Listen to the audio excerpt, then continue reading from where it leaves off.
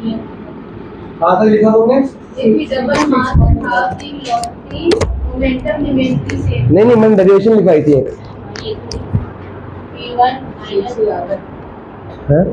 हाँ, तो आपका फोर्स का फॉर्मूला क्या बन गया?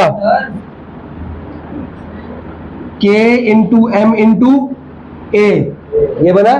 अगर आपको मास पता हो और एक्सेलरेशन पता हो तो आप ये निकाल लोगे फोर्स। फोर्स की एसआई यूनिट क्या होती है? तो लिखो, एक minute Aarush, SI unit of force is और न्यूटन को कैसे डिराइव लिखते हैं? कैपिटल एन में। हाँ बेटा तू बोल। पोस्टेज स्टैम्प परचेज किए हैं तो बताओ वो क्या है? इंटरमीडिएट के फाइनल गुड है।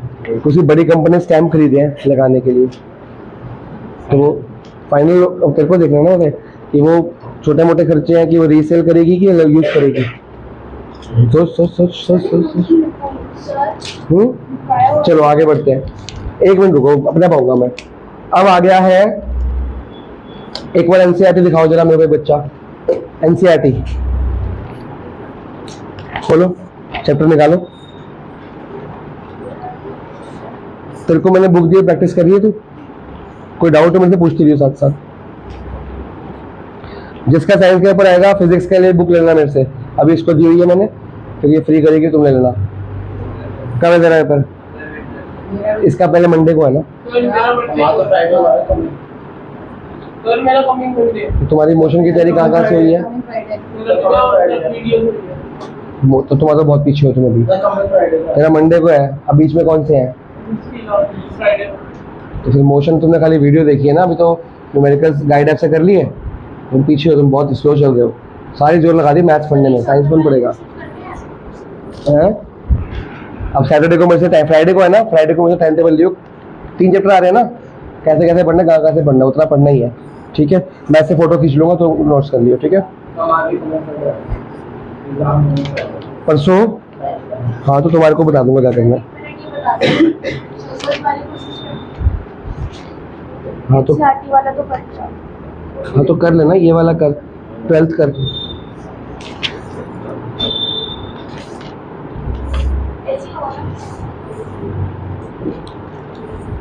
एनसीईआरटी दिखाओ।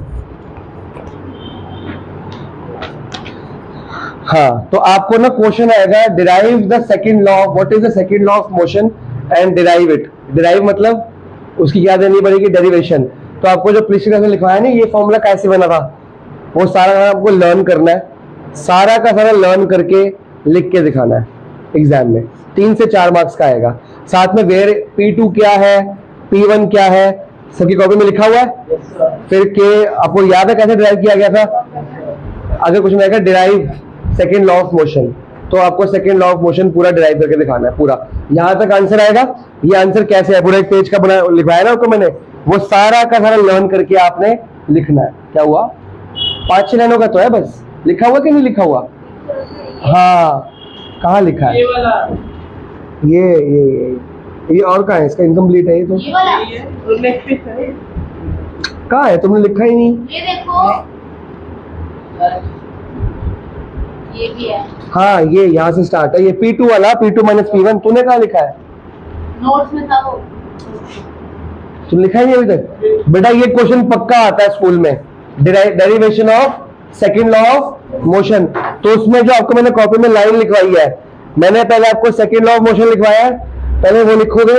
उसके बाद ये डेरिवेशन पूरी एज इट इज साइड में, ये पूरा का पूरा यहाँ तक एक पेज बन गया। ये आपको लिखना पड़ेगा। इसमें 4 मार्क्स मिलते हैं फ्री फंड के, यहाँ तक, ऐसा यूनिट तक। ठीक है, अब आगे बढ़े। अब हेडिंग डालो न्यूटन, वो भी लिखा हुआ है आपने। चलो फिर पढ़ते हैं। न्यूटन का मतलब क्या हुआ? हाँ, तो ये यूनिट है ना। Newton is the SI unit of force. तो आज क्वेश्चन आ सकता है डिफाइन 1 न्यूटन। बेशक क्वेश्चन डालना डाल दो, डिफाइन 1 न्यूटन। तो अगर 1 न्यूटन का आंसर लिखना तो क्या लिखेंगे? पढ़ो क्या लिखवाया मैंने।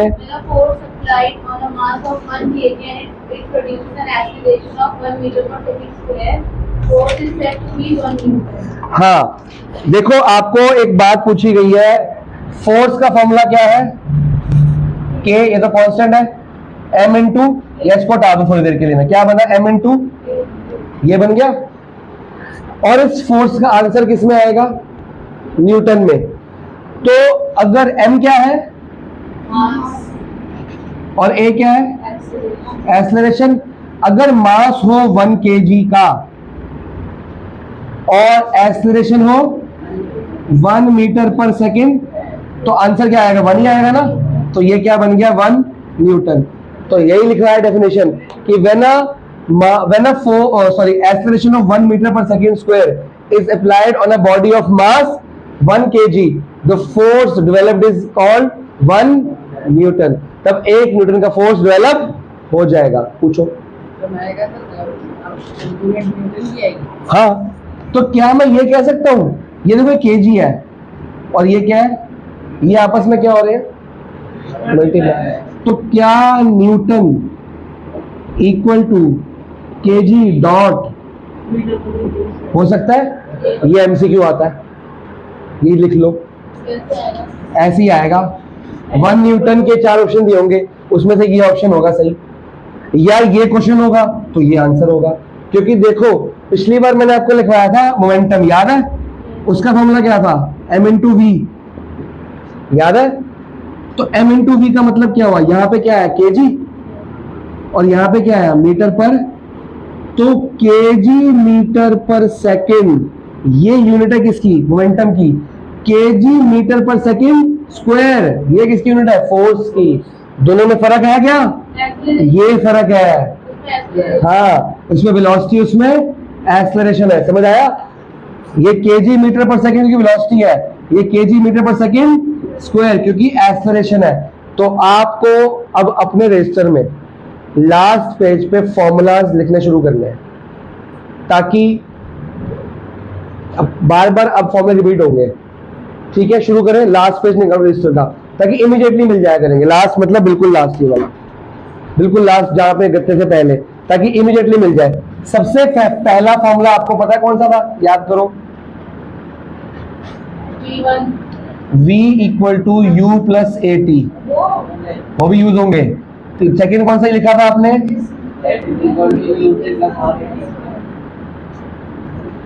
तीसरा क्या लिखा था? अब चौथा कौन सा लिख रहे हो? P equal to M into V. पांचवा क्या लिख रहे हो? Force equal to M into A. बेटा ये फॉर्मूला अगले चैप्टर में भी काम आएगा। अगला चैप्टर कौन सा है? ग्रेविटेशन। उसका अगला कौन सा है? Energy, work energy. ये दोनों चैप्टर में सारे काम आएंगे पांचों के। इसके अलावा और भी थे, speed equal distance upon time वगैरह, वो मत लिखो, वो तो याद ही होंगे कि नहीं होंगे? एवरेज स्पीड वगैरह का वगैरह वगैरह। एक एक्सेलरेशन का फॉर्मूला था, वो इसी से बनता था, याद है? A equal to v minus u upon 2।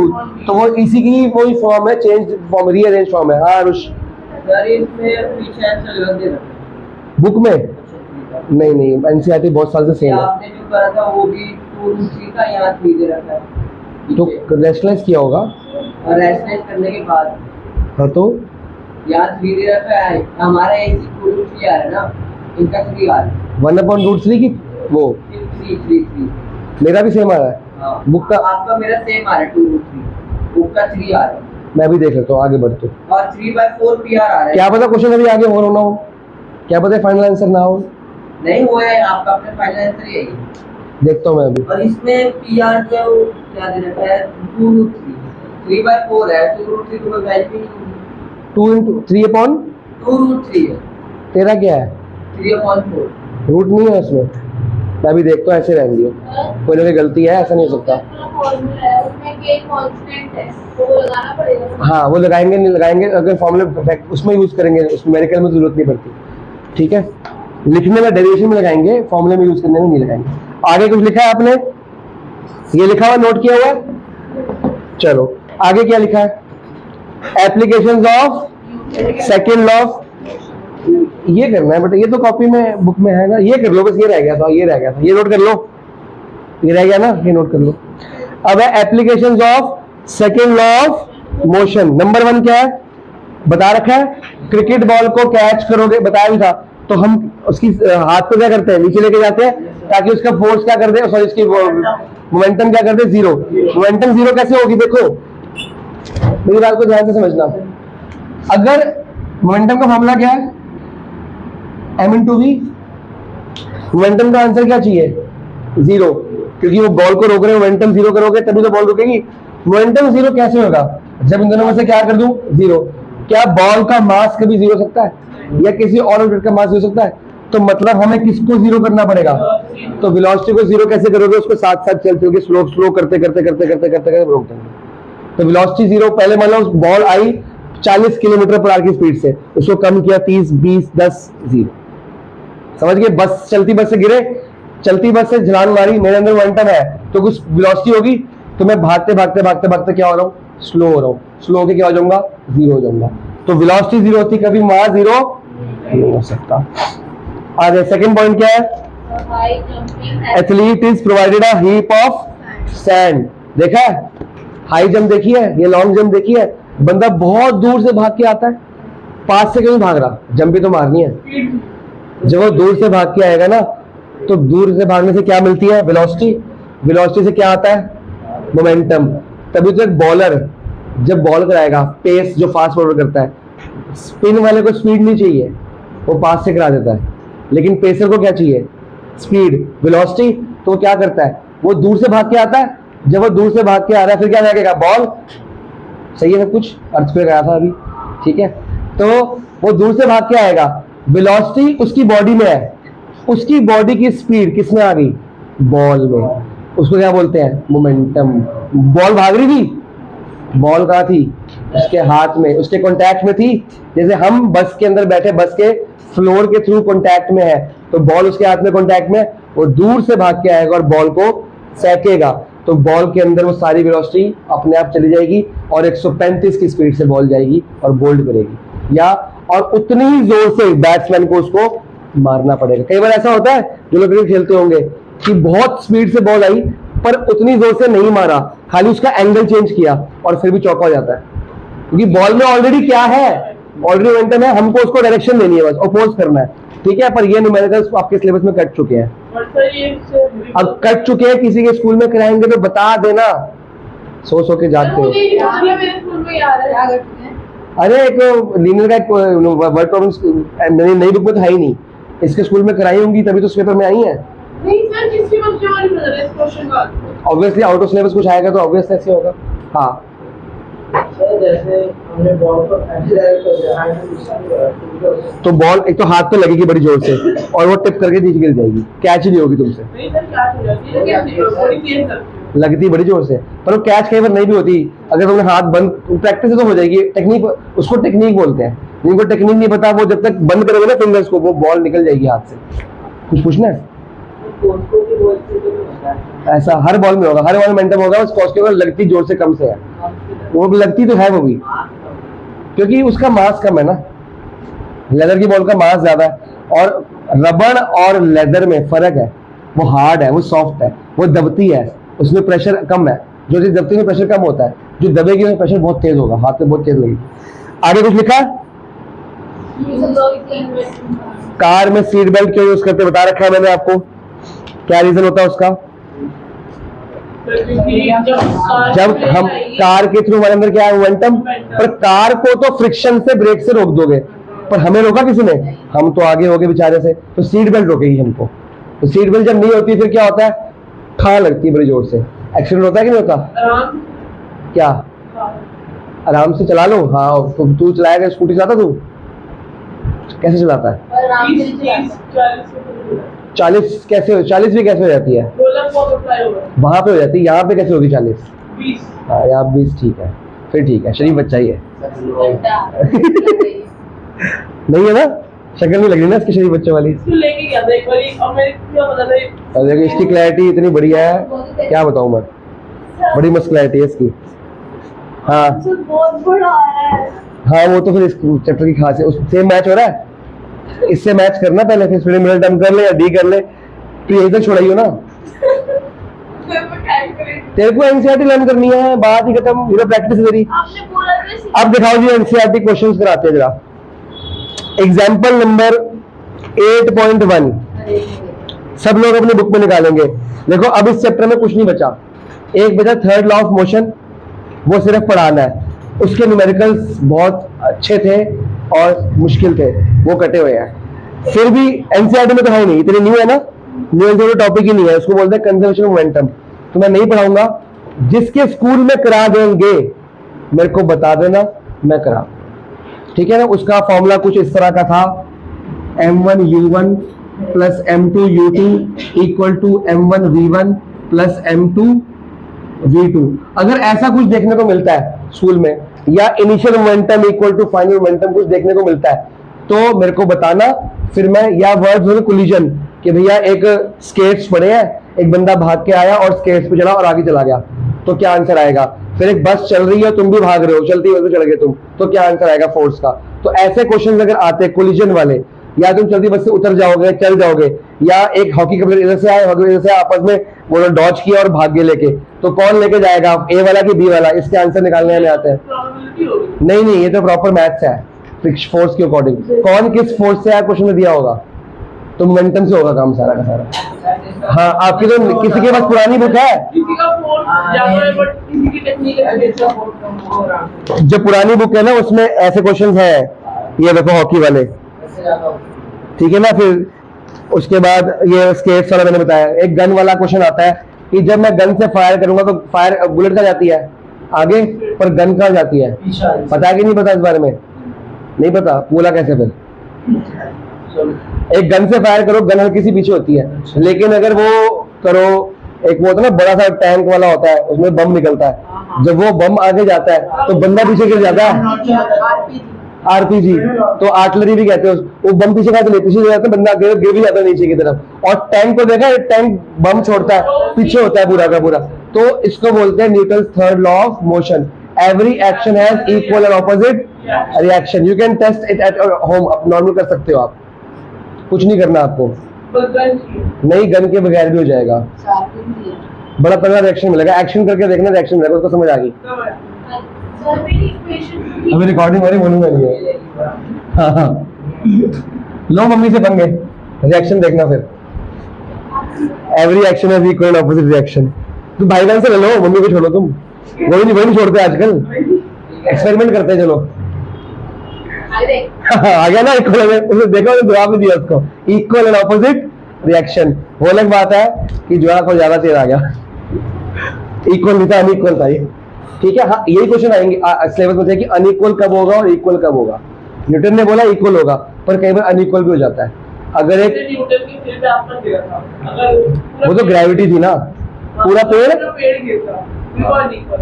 देखो ग्रेविटी तो पहले भी थी, क्या उससे पहले आम नहीं गिरते होंगे, ये लोग आम खाते थे, फूल तोड़ते थे, तो पता तो था ये बॉल गिरती थी, पर वो बाई चांस उसके माइंड में तब क्लिक करी। बहुत लोगों ने सबको पता नहीं ग्रेविटी नाम की चीजें, कई लोगों ने उसका टर्म भी बताया, लेकिन सब कुछ था, टर्म जो पॉइंट किया ना वो न्यूटन। बस यही बात है कि ग्रेविटी पे खोज चल रही थी। और क्या न्यूटन को बैठ के एकदम से आइडिया नहीं, न्यूटन भी ग्रेविटी पे काम कर रहा था, बट वो उस टाइम उसके माइंड में क्लिक किया कि ये नीचे जा रही है तो ग्रेविटी यहाँ पे है, और उसके अकॉर्डिंग उसने इक्वेशंस बनाई ग्रेविटी के ऊपर। वो नेक्स्ट चैप्टर है, वहां पढ़ेंगे। क्वेश्चन एग्जांपल नंबर 8.1, एक बच्चा पढ़ेगा, मैं गिवन लिखूंगा। एग्जाम्पल, न्यू बुक का पेज नंबर है 93, ओल्ड बुक का पेज नंबर है 8.1 मतलब 9.1 इसमें हो गया। हाँ, न्यू बुक, ओल्ड बुक में 9.1 है, कांस्टेंट फोर्स है ना। हाँ, ओल्ड बुक का पेज नंबर 120, न्यू बुक का 92। As per old book new book करा रहा हूं मैं। एक मिनट रुक जा, बीच में आता हूं मैं, वीडियो बन रही है। मेहर बोल रहा, क्या क्वेश्चन है, जोर से। कांस्टेंट फोर्स, कांस्टेंट का मतलब लगातार एक फोर्स एक्ट कर रही है किस पे, ऑब्जेक्ट पे, ठीक है। आगे तो अब एग्जाम में लिखना कैसे है, मास कितना दिया है, अब बच्चे लिखते कैसे हैं, बच्चे लिखते हैं m = 5। ये ठीक है गलत है, गलत है। कैसे लिखना चाहिए, मीटर पर सेकंड। बेटा मास के एसिड क्या होती है, अगर मास ग्राम में दिया हो तो यश समझ न्यूमेरिकल आ गए, अगर ग्राम में दिया तो किस में कन्वर्ट करोगे, केजी में। अगर किलोग्राम के अलावा कोई और ग्राम दिए, सेंटीग्राम, मिलीग्राम, कुछ भी दिया है सबको किसमें कन्वर्ट करना है? केजी में। मेरे को मास पूरी फिजिक्स में किसमें चाहिए? केजी में। वो किलोमीटर किलोग्राम की बात हो रही है, किलोमीटर अलग चीज है, वो डिस्टेंस होता है। तो मेरे को मास किसमें चाहिए सब हमेशा? ये चेंज करना सबको आता है? कैसे करते हैं? ग्राम को किलोग्राम में कन्वर्ट कैसे करते हैं? अगर ग्राम दिया किलोग्राम में कन्वर्ट करना है, 1000 से डिवाइड 80। वो तो एक्सीलरेटर, वो तो मीटर पर सेकंड किलोमीटर पर आ रहा है। किलोमीटर पर आवर को मीटर पर सेकंड में कन्वर्ट करेंगे तो क्या करेंगे? 5/18, वो अलग चीज है। ये सिखाया था लेफ्ट हैंड रूल। क्या है लेफ्ट हैंड रूल? ये कौन सी फिंगर है?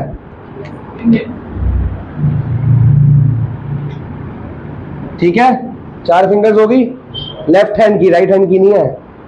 सबसे बड़ा क्या होता है? किलोमीटर। उससे छोटा क्या होता है? उससे छोटा, उससे छोटा छोटी उंगली होगी। Kilometre, metre, only metre, centimetre, gram के लिए same, kilogram, only gram, centigram, milligram, kilolitre, only litre, centilitre, millilitre. हाँ, 4 तो कर ले, सिलेबस में आते हैं। ऐसे बहुत डेका भी है, डेसी भी है, बहुत कुछ है। वो मेन उंगलियां 4 दी भगवान ने, मैं क्या करूँ, कहाँ लिखूँ? 4 10 होती है। हेक्टर दिख रहा है, हेका दिख रहा था, डेका दिख रहा था, सब कुछ रहा था। क्या करना है? ये मेरे को एक बन गया, वही बहुत बड़ी बात है। सारे क्वेश्चन हो जाएंगे। नीचे आ रहे हैं, छोटा हो रहा है बड़ा? तो नीचे आते हैं ये बेटा, ये बड़े से छोटा हो रहा है। नीचे जाते हैं मल्टीप्लाई करना है। अगर ऊपर जा रहे हो तो अब इन दोनों के बीच में 3 2 1 जीरोस है। किलोमीटर से मीटर करना है तो 3 जीरोस का फर्क है, मतलब 1000 100 10। अगर मेरे को मिलीमीटर से मीटर में कन्वर्ट करना है तो कितने जीरो हो गए? 3। 1 और 2 कितने हो गए? 3। तो अगर यहां से आए तो 1000 से डिवाइड, ऊपर जाना ना, ऊपर जाना क्या करना है? डिवाइड। और अगर मीटर से मिलीमीटर आना तो 3 जीरो से मल्टीप्लाई 1000 से। अगर डायरेक्टली यहां से यहां जाना तो कितने जीरो हो गए? 10 लाख। 6 जीरो हो गए, 3 + 2 + 1 6। तो यहां से यहां मल्टीप्लाई, यहां से यहां तो डिवाइड। तो कोई भी कर लो, ग्राम लीटर सब में चलता ही है। तो अगर किलोग्राम में नहीं दिया तो इनमें से कुछ दिया तो कन्वर्ट करना आना। किसी ने नोट करना है वो नोट कर सकता है, फिर आगे बढ़ेंगे। और वो लेफ्ट हैंड का याद रखना हमेशा, सबसे बड़ी फिंगर छोटी छोटी छोटी होती जाएगी। अब ये अब ठीक लिखा है मैंने? अभी भी गलत है। क्या गलती है इसमें बताओ? क्या एग्जाम के लिए ठीक है? ये तो रफ लिखे। यस, पहली बार आपने लिखना कैसे है? मास कॉमा m = 5, क्योंकि इसके बाद जहां जहां मास लूंगा मैं मास नहीं लिखूंगा, क्या लिखूंगा? m। तो ये लेट हो गया कि लेट मास भी m। तो लेट वर्ड नहीं लिखते, मास कॉमा m = 5 किलोग्राम। बात पकड़ में आई? सब एग्जाम में ऐसे लिखना है। आगे क्या दिया? फॉर अ ड्यूरेशन ऑफ, ये क्या है? अगर कुछ ना समझ आए तो क्या याद होनी चाहिए? यूनिट्स। किलोग्राम आ गया तो मास, सेकंड आ गया तो। अब मेरे को पूरी फिजिक्स में मास किलोग्राम में चाहिए, पूरी फिजिक्स में मेरे को टाइम सेकंड्स में ही चाहिए। अगर आर में, मिनट में है तो क्या करो? और अब क्या लिखूंगा? टाइम कॉमा टी कितना है? सब कुछ ही चल रहा है, कुछ चेंज नहीं करना। चलो, अगर कुछ चेंज करना है तो आगे नहीं बढ़ेंगे, पहले क्या करेंगे? यही चेंज करेंगे। आगे इट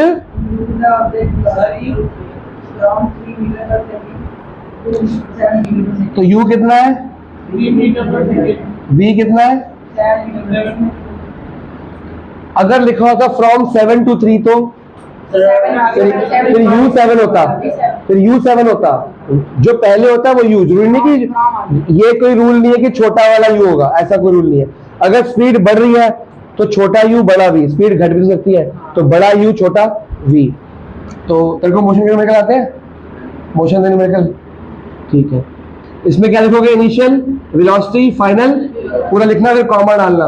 और तेरे को मोशन की प्रैक्टिस करानी है, इसको तो मैं करा रहा हूँ, इसको तो कर दिया तूने। तू काहे पीछे चल रहा है? स्पीड बढ़ा, कॉलम खत्म होगा ना, फिर हम बढ़ा लेंगे, मोशन वगैरह करके कंप्लीट करते हैं। सेल्फ मोशन कंप्लीट, साइंस को पकड़ लेते हैं फिर। ठीक है, आगे और क्या दिया है? तो फोर्स जो निकालना है ना, जो गिवन है वो तो लिखना ही है।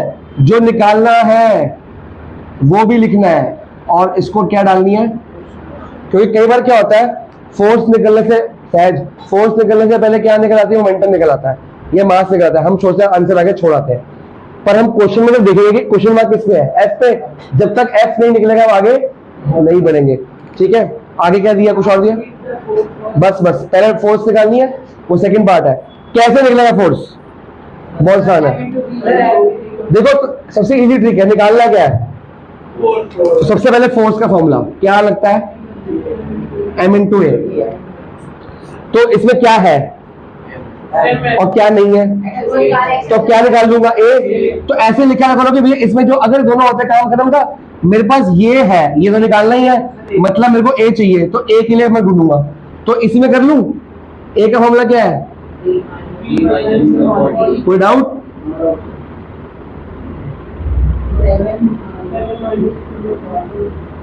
और m की वैल्यू डाली नहीं मैंने, कितना आंसर आ गया, 10 क्या, इसमें किसी को कोई डाउट,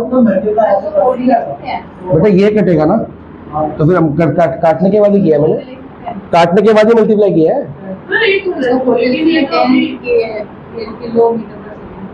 किलोमीटर पर सेकंड से न्यूटन है, किलोग्राम मीटर पर सेकंड स्क्वायर, क्यों लिखना है, वो तो एमसीक्यू के लिए। आगे क्वेश्चन कंप्लीट नहीं हुआ अभी,